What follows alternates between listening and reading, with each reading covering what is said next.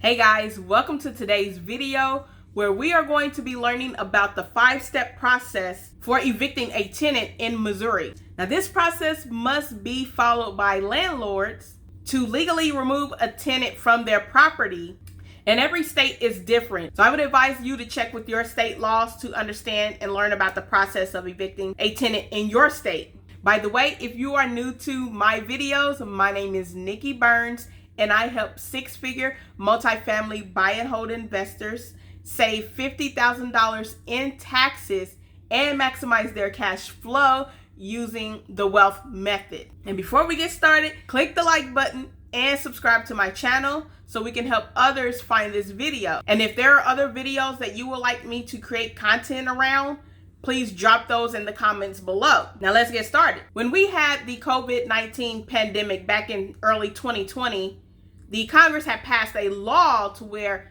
landlords could not legally evict tenants for non-payment of rent or for any circumstances due to Congress passing the eviction moratorium. And now that the eviction moratorium era has ended, we are seeing an increase in the amount of eviction filings in Missouri. And as a landlord, here are the 5 steps that you need to take to legally evict your tenants from your properties. Step 1 is issuing a notice to vacate. Now, before starting the eviction process, landlords are required to issue their tenants a notice to vacate. These notices are issued when a tenant violates their lease agreement, fail to pay rent, or they become a holdover tenant, meaning they refuse to renew their lease and they're refusing to leave, so they're overstaying their welcome. Now, these notice to vacates are usually 10-day notices.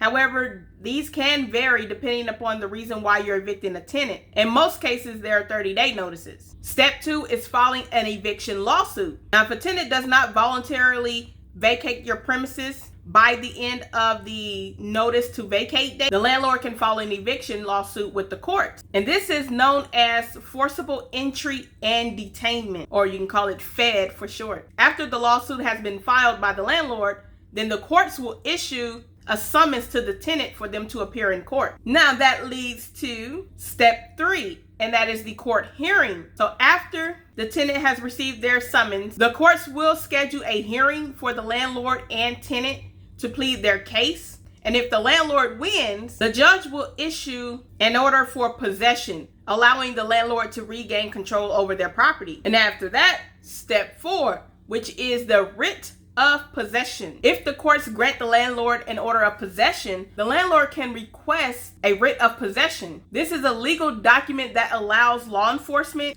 to physically remove a tenant from the property if they refuse to leave. Now, I know some of you out there that are landlords that wish to get your tenants out right now, but please note, it is illegal for you to try to remove the tenant yourself. 1, is for your safety and protection, and 2, that would cause you to get exposed to a lawsuit, which would cause you to lose that lawsuit. And now that leads us to the final step in the process, and that's the enforcement of your writ of possession. After you have been granted your writ of possession, then the law enforcement officers will schedule a date to carry out the eviction and physically remove the tenant from your property. Now, it's important to note that if a tenant leaves any of their personal belongings inside of your property, do not, and I repeat, do not remove them right away, because you will be liable to your tenant for their lost possession. And there's a process that you have to follow in order for you to remove their belongings from your property. If a tenant leaves their possessions in your properties, you need to write them a letter and mail it to their last known address stating that their property is still left in your premises and what you plan to do to dispose of it. And if they do not claim their property within that 10-day period, then you can dispose of it. Now, this is your 5-step process for evicting a tenant in the state of Missouri. And I would strongly encourage that you speak to an eviction attorney that could help make sure that you are understanding your rights and obligations accurately. And if you found value in this video and you want to learn strategies on how you can reduce your cost to file an eviction and minimize your vacancy periods, then click the link below in this video to book a call with me and let's connect.